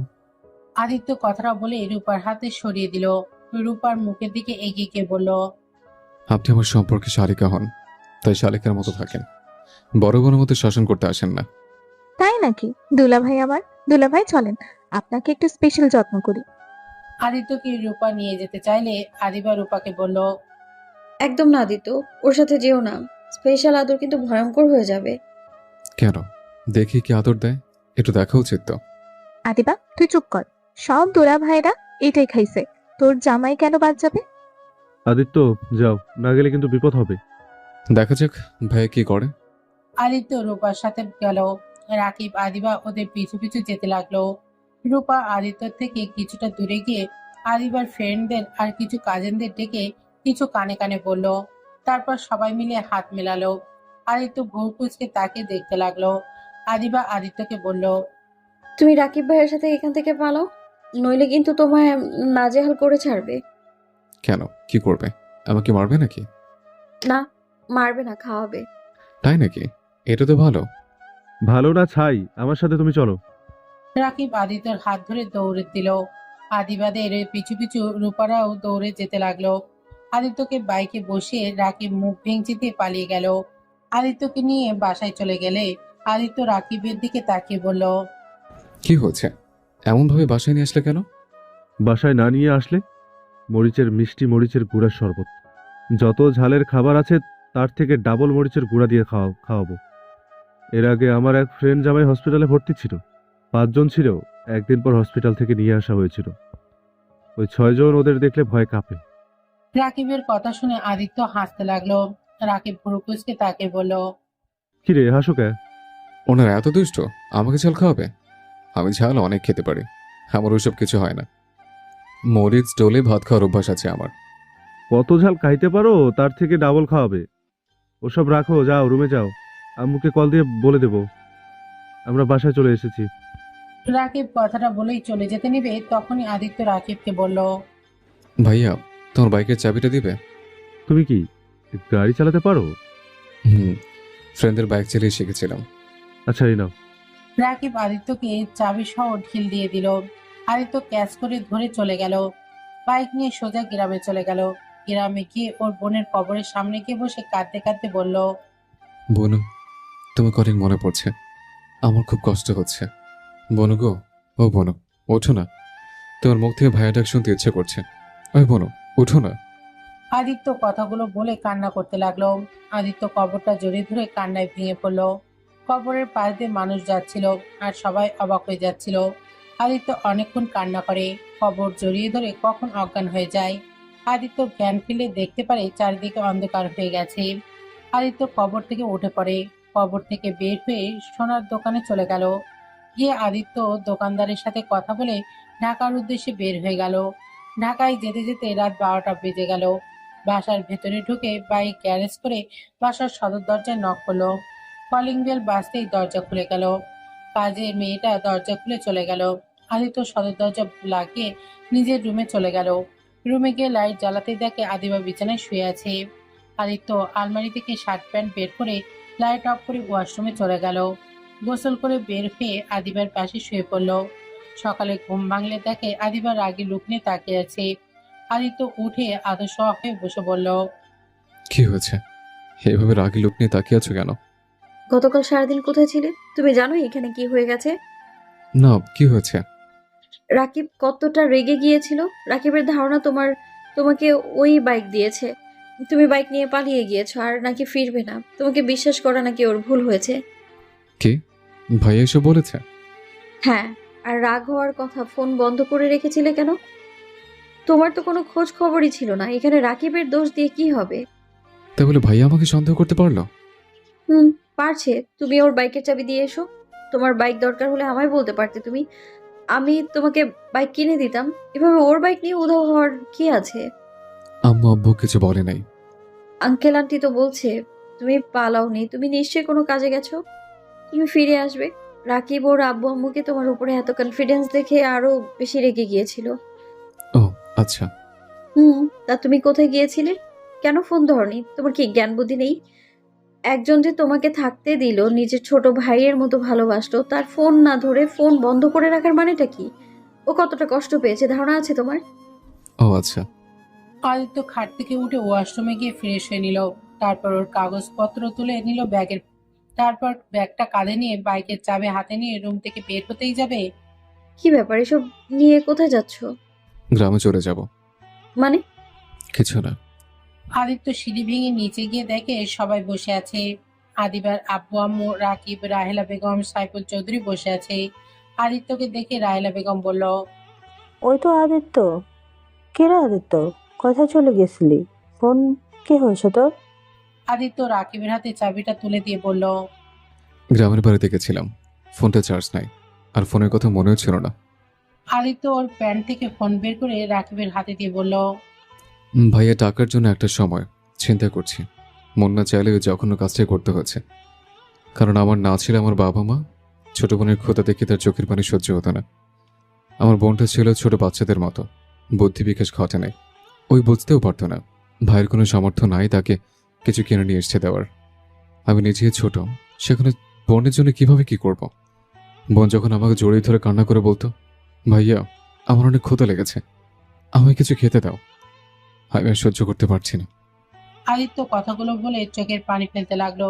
তারপর আবার বলতে লাগলো, বাবা মা কখনই আমাদের ভাই বোনকে দিয়ে কোনো কাজ করাতো না। তাদের খুব আদরের সন্তান আমরা। হঠাৎ করে তারা আমাদের ছেড়ে চলে যেতে হয়েছে। তাদের পাপের শাস্তি তারা পেয়ে গেছিল, অথচ আমরা দুই ভাই বোন হয়ে যাই এতিম। কেউ কখনই আমাদের দিকে ঘুরেও তাকায় নাই, কারণ আমরা ছিলাম বাচ্চা পাচারকারীর সন্তান। আমাদের দিকে সমাজের কেউ কখনই ভালো চোখে দেখবে না। আমার বাবা মা আমার কথা রাতে তাদের কাজ বাদ দিয়ে দিলেও পুলিশই তাদের এনকাউন্টার করে মেরে ফেলে। বুঝতে পারছিলাম না ছোট বোনকে নিয়ে কি করব। বোনের কান্না চিৎকার শুনে সবার বাড়িতে ভাত ভিক্ষা চাইতে গিয়েছিলাম। কেউ আমাদের দিকে ঘুরেও তাকায় নাই, সবাই দরজা বন্ধ করে দিয়েছে, কেউ ঘাট ধাক্কা দিয়ে বের করে দিয়েছে। আদিত্য চোখের পানি ফেলতে ফেলতে বলল, চাচির পায়ে ধরেছিলাম, তার বাড়ির সব কাজ করে দিয়েছিলাম। তারপর উনি এক মুঠো ভাত দিয়েছিল। এক মুঠো ভাত নিয়ে ঘরে ঢুকে দেখি বোনটা কান্না করতে করতে ঘুমিয়ে গেছে। প্লেট খাবার রেখে কাজের সন্ধানে বের হয়েছে। কেউ কাজ দেয় নাই, পর উপায় না পেয়ে মূল্যবান জিনিস বিক্রি করে দেয়।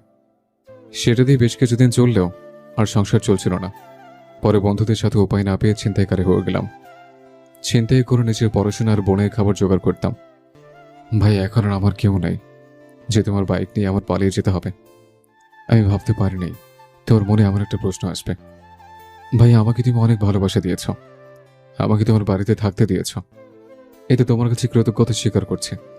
আদিত্যর কথা শেষ হতেই রায়লা বেগম আদিত্যকে পেছন থেকে জড়িয়ে ধরে কান্না করতে লাগলো। সবার চোখে পানি চলে এসেছে।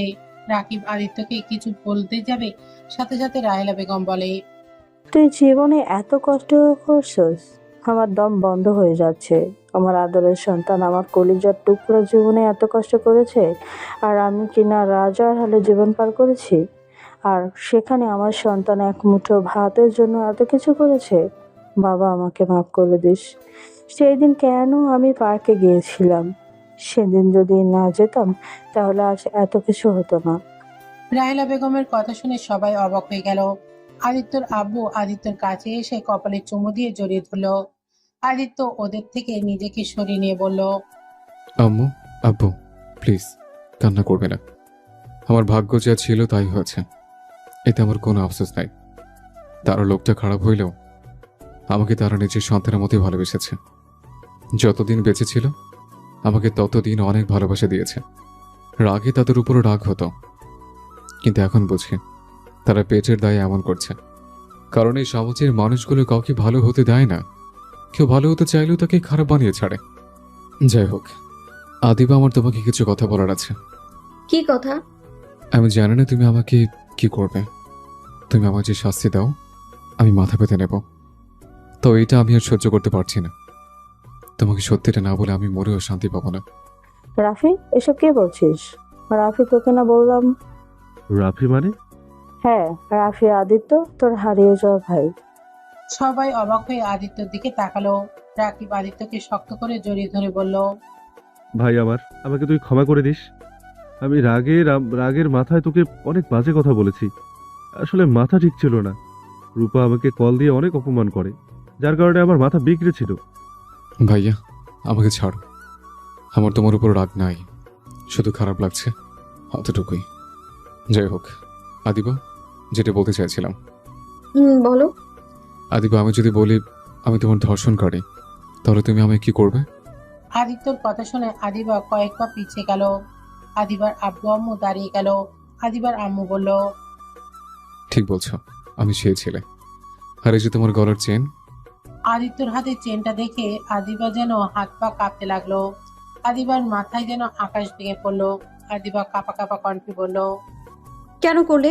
আমার সাথে এমনটা কেন করলে? সেদিন তো তোমার হাত জোর করে বলেছিলাম আমায় ছেড়ে দাও, যত টাকা লাগে আমি তোমায় দিব। তারপরেও তো তুমি আমায় ছাড়োনি। আদিত্য, তুমি আমার সাথে কেন এমন করলে? আদিবা আস্তে আস্তে কথাগুলো বলে লাস্টে চিৎকার দিয়ে বলে। আদিত্য ভয়ে কেঁপে উঠল। আদিত্য আদিবার পা জড়িয়ে ধরে বলল, আমাকে ক্ষমা করে দাও। আমি সেদিন কিভাবে কি করে ফেলছি আমি নিজেও জানি না। আমি তোমার সাথে অন্যায় করার পর আমি একটা দিন শান্তিতে ঘুমাতে পারিনি। আদিবা, আমাকে প্লিজ ক্ষমা করে দাও। আর না হয় আমাকে শাস্তি দাও। যা শাস্তি দিবে আমি তাই মাথা পেতে নেব। আদিবা রেগে গিয়ে আদিত্যকে লাথি দিয়ে ফেলে দিয়ে বলল, তোর কোনো ধারণা আছে তোর জন্য আমাকে কত কি সহ্য করতে হয়েছে? তোর সামান্য ভুলের জন্য আমার লাইফটা জাহান্নাম হয়ে গিয়েছিল। আবার আমাকে ধর্ষণ করে আমাকে বিয়ে করে নিজের পাপ কমাতে চাইছো নাকি? আদিবা ওর ফোন বের করে পুলিশকে কল দিতে গেলে রাকিব রাহেলা বেগম আদিবাকে বোঝাতে গেলে আদিত্য ওদের থামিয়ে দিয়ে বলল, আম্মু, ভাইয়া, থামো। আমি অন্যায় করছি, আমার এটা শাস্তি পেতেই হবে। আদিবা দেখো, আমার ভাই তোমার সাথে অন্যায় করেছে। আমার ভাই যদি খারাপ হতো তাহলে তোমাকে কখনোই সব সত্যি বলতো না। আর তোমার কাছে তো কোনো প্রমাণ ছিল না, ওকে ধরার কোনো সুযোগও ছিল না। দেখো, আমার ভাইকে পুলিশে দেবে না বলে দিলাম। আদিবা কোনো কথা না বলে পুলিশকে কল দিয়ে বলে দিল। আদিত্যর আম্মু ভাই আব্বুকে বোঝাতে লাগলো। এর ভিতরে আদিত্যকে পুলিশ ধরে নিয়ে গেল। আদিবা হাঁটু গেড়ে বসে পড়লো। রাহেলা বেগম পুলিশদের বলতে লাগলো, স্যার, আমার সন্তানকে ছেড়ে দেন। ওই ছোট মানুষ, বুঝতে পারে নাই। প্লিজ স্যার, ওকে ছেড়ে দেন। রাহেলা বেগমের কোনো কথা শুনলো না। আদিত্যকে নিয়ে যেতে লাগলো। আদিত্য আদিবার দিকে মুচকে হাসি দিয়ে বলল, ধন্যবাদ আপনাকে। আমি এখন নিজের ভেতর কিছুটা হইলেও শান্তি পাচ্ছি। আম্মু, আব্বু, ভাইয়া, কান্না করো না। আমি জানি না আমার কি হবে। আমার বোনের কবরটার সুযোগ হইলে একটু খোঁজ খবর নিও। জঙ্গল দিয়ে ভরে গেলে একটু পরিষ্কার করে দিয়ে এসো। আদিত্য চলে গেল পুলিশ গাড়িতে উঠে। রাকিব রেগে আদিবাকে বলল, তোর শান্তি হয়েছে তো, তাই না? এখানে বসে নাটক করিস না, যা এখান থেকে, না হলে খুব খারাপ হয়ে যাবে। তুই ভালো করে জানো, যা এখান থেকে। আদিবার আম্মু আম্মু আদিবাকে নিয়ে চলে গেল। রাহেলা বেগম রাকিব সাইফুল চৌধুরী পুলিশ স্টেশনে চলে গেল। আদিত্যকে ছাড়ানোর অনেক চেষ্টা করতে লাগলো, আদালতে নিয়ে গেলে আদিত্য সব স্বীকার করে নেয়। আদিত্যকে 10 বছরের জেল দিয়ে দেয়। এইটা শুনে রাহেলা বেগম জ্ঞান হারিয়ে ফেলে। সাইফুল চৌধুরী থ হয়ে বসে পড়ে। আদিত্য আদিবার দিকে তাকে মুচকে হাসি দিল। আদিত্য হাসিতে আদিবার বুকের ভিতর ক্ষতবিক্ষত হয়ে যেতে লাগলো। আদিত্য সাইফুল চৌধুরী আর রাকিবের সাথে একবার কুশলাদি বিনিময় করলো। পুলিশের সাথে চলে যেতে লাগলো। আদিবার সহ্য করতে না পেরে আদিত্যের পেছনে ছুটে যেতে লাগলো। আদিত্যকে পেছন থেকে জড়িয়ে ধরে কান্না করতে করতে বলল, কেন করলে এমন? আমি তো তুলে সবটা তুলে নিতে চাইছিলাম। তারপরেও কেন আমার কথা শুনলে না? সব দোষ নিজের কাঁধে কেন তুলে নিলে? স্বীকার করতে বারবার না করার শর্তে কেন স্বীকার করলে? আদিবার কান্নায় আদিত্য শার্ট ভিজে ফেলতে লাগলো।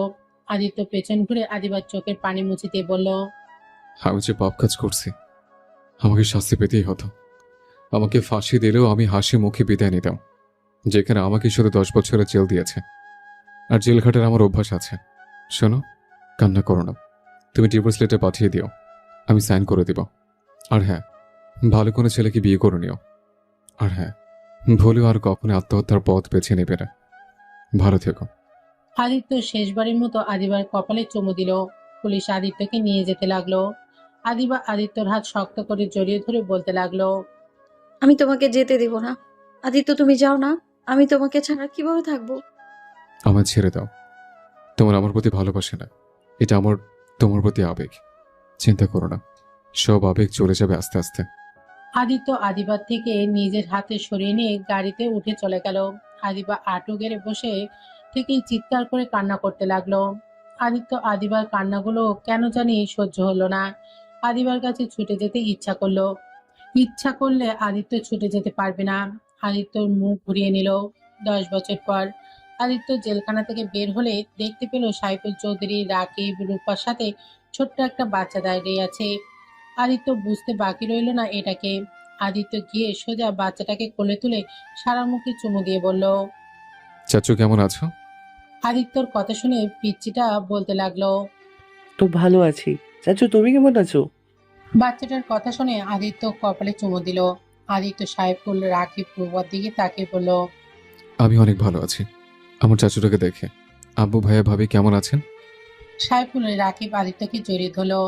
আদিত্যকে সাইফুল চৌধুরী চুমু দিলে বাচ্চাটা বলে, দাদু ভাই চাচুকে কিস দিল, আমাকে তো দিলে না। বাচ্চাটার কথা শুনে সবাই হেসে দিল। 5 জন গাড়িতে উঠে বসলো।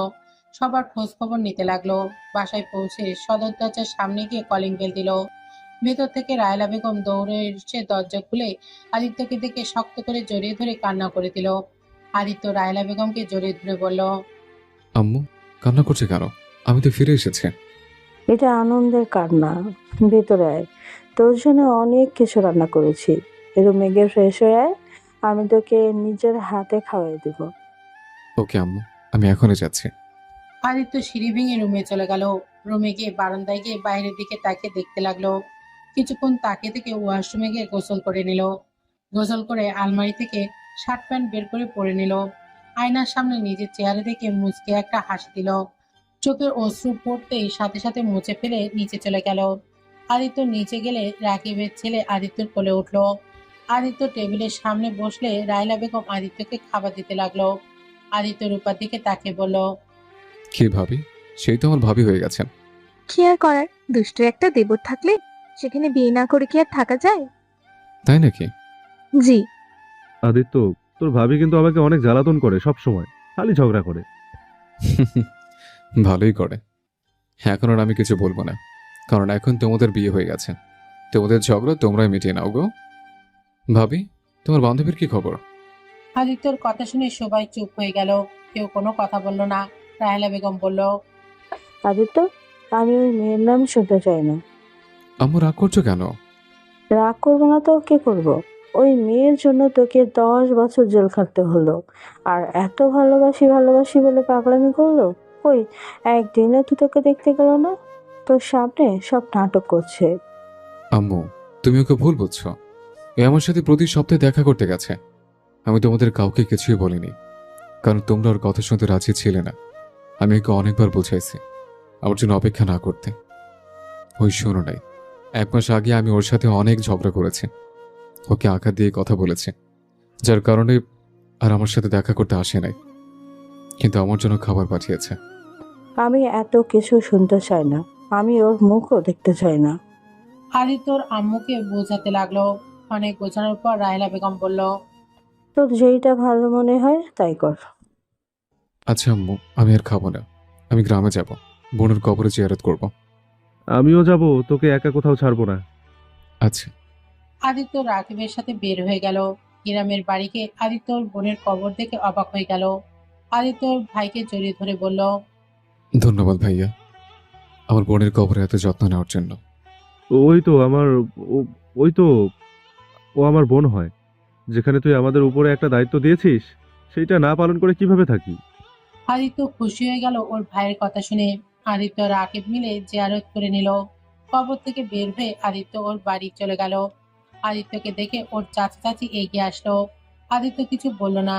আদিত্যর চাচা চাচি নিজের সন্তানের জন্য ক্ষমা চাইলে আদিত্য প্রথমে কিছু না বললে পরে বলল, আমার আপনাদের উপরে রাগ নাই, আপনার ছেলে ভুল করেছে, আমি তাকে কবরে শুয়ে রেখেছি, এখানের কাউকে কিছুই বলার নাই, আমার কিছু ক্ষমা চাইতে হবে না, ভালো থাকবেন। আদিত্য কথাটা বলে রাকিবকে নিয়ে ঢাকা চলে আসলো। ঢাকায় এসে রাকিবকে বলল, ভাইয়া, তুমি বাসায় চলে যাও, আমি আমার স্ত্রীকে নিয়ে আসতে যাচ্ছি। ওকে, নিয়ে আসবি। হুম। আচ্ছা, তুই তাহলে আমাকে বাসায় নামিয়ে দিয়ে যা। আচ্ছা। আদিত্য রাকিবকে বাসায় নামিয়ে দিল। আদিত্য রাকিবকে বলল, ভাইয়া, আদিবার বাসার ঠিকানাটা দিবে? না মানে না মানে আমি ওনার অফিস চিনি না, বাসা চিনি না। নিজের শ্বশুর বাড়ি নিজেই চেরোস না? তুই ওর অফিসে যা, ওই মনে হয় অফিসে আছে। আর আমি ঠিকানা তোকে টেক্সট করে দেবো। ও তোর তোর তো স্মার্টফোন নাই। রাকিব কথাটা বলে আদিত্যকে ঠিকানা সহ বলে চলে গেল। আদিত্য বাইক নিয়ে সোজা আদিবার অফিসের সামনে চলে গেল। আদিত্য অফিসের বাইরে দাঁড়িয়ে দারোয়ানকে জিজ্ঞাসা করলে জানতে পারলো আদিবা দেশের বাইরে চলে গেছে, অফিসে আসে নাই। আদিত্য বাইক নিয়ে সোজা আদিবার বাসার সামনে গেল। তখনই একটা গাড়ি এসে থামলো। গাড়ি থেকে আদিবাকে নামতে দেখে আদিত্য ডাক দিল। আদিবা পেছন ফিরে ঘুরে তাকায়। আদিত্যকে দেখে দৌড়ে আদিত্যের কাছে এসে জড়িয়ে ধরলো। আদিত্য আদিবা এমন অবস্থা দেখে বলল, এই কি করছো? সবাই তাকিয়ে আছে। দেখো, আমি পরপুরুষকে জড়িয়ে ধরিনি, আমি আমার স্বামীকে ধরেছি। তুমি না দেশের বাইরে গেছো? আজকে আসলাম, তোমায় নিয়ে আসতে চাইছিলাম, কিন্তু মিটিংটা শেষ করে দেশে আসতে আসতে 3টা বেজে গেল। কিন্তু তুমি এখানে কি করছো, ভেতরে যাওয়া বাদ দিয়ে? আমি আসলাম, তুমিও আসলে, ভালোই হয়েছে। চলো বাসায় যাই, তোমাকে নিয়ে যেতে এসছে। ভেতরে চলো। আদিত্য বাইক নিয়ে ভেতরে গিয়ে বাইক রেখে আদিবার সাথে ভেতরে গেল। আদিত্য আদিবার আব্বু আম্মুকে সালাম জানালে আদিবার আম্মু বলল, আদিত্য, তুমি এখানে? আজকে ছাড়া পেয়েছি আঙ্কেল আন্টি, আমি ওটা মেয়েকে নিয়ে যেতে চাই। তোমার বউ তুমি নিয়ে যাবে, এখানে আমরা না বলার কে? যাই হোক, তুমি এসেছো, এখান থেকে যাও। থেকে যাও না। আচ্ছা। আদিবা খুশি হয়ে আদিত্যর হাত টেনে নিজের রুমে নিয়ে গেল। আদিবার পাগলামির দিকে আদিত্য বলল, তুমি কি দিন দিন বাচ্চা হয়ে যাচ্ছ নাকি? আমার বয়স হতে পারে, কিন্তু আমার মনটা এখনো ছোটদের মতোই আছে। তাই নাকি? যাও ফ্রেশ হয়ে নাও। আদিবা আদিত্যকে বসিয়ে দিয়ে ওয়াশরুমে চলে গেল। আদিত্য বালিশটা কোলে নিতেই যাবে, দেখে ওখানে ওর ছবি। আদিত্যর মুখে মুচকে হাসি রেখা ফুটে উঠল।